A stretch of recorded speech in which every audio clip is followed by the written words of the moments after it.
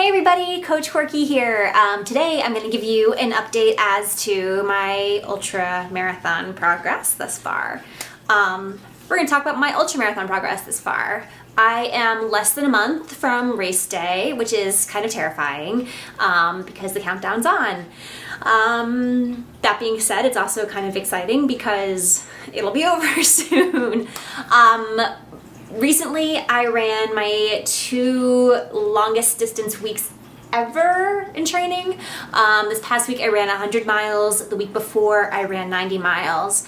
And I just want to shed a little bit of light as to what was easy about that, what was difficult that, some tricks I learned along the way that might benefit you while you're increasing mileage towards your goal race.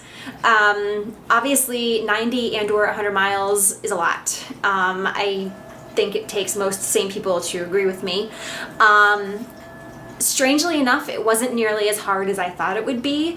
That might be because I slowly built my mileage up, which is something you should be doing if you're going to build your mileage. Going from 0 to 60 is never a possibility, just like going from 0 to 100 is not a possibility. Over the last couple months, I built my mileage methodically, and I still haven't been doing any speed work whatsoever because I know the demands of just running long distance is already quite a bit. The hardest thing I think about the 90 mile and 100 mile weeks has been hydration. Mostly because just the amount of time I have between runs isn't always enough time to fully hydrate. I have a scale that has been living in the living room so that I can hop on it every time I go out for a run beforehand and hop back on it as soon as I come home, figure out what the difference is and tally that up along with the weather, what I consumed hydration wise, and just kind of figure out what my deficit is.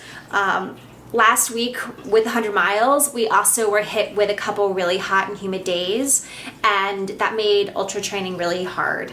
I'd go out 3 to 4 pounds down from dehydration from a run 12 hours earlier. So trying to navigate those challenges is hard. But ironically, I don't really feel that beat up. I feel tired a lot. I want to sleep a lot, but other than that, I feel surprisingly awesome. The cool part about running long distance is you get to eat anything and everything you want.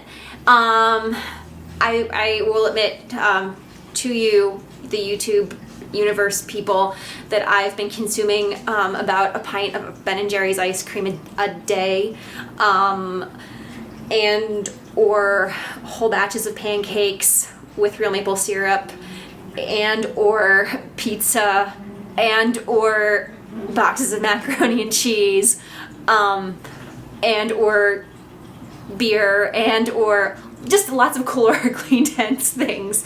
But my body needs the fuel, so I am happy to oblige it. That being said, when I'm done with ultra training, I'm sure I'm gonna have to have a real reality check when it comes to my nutrition.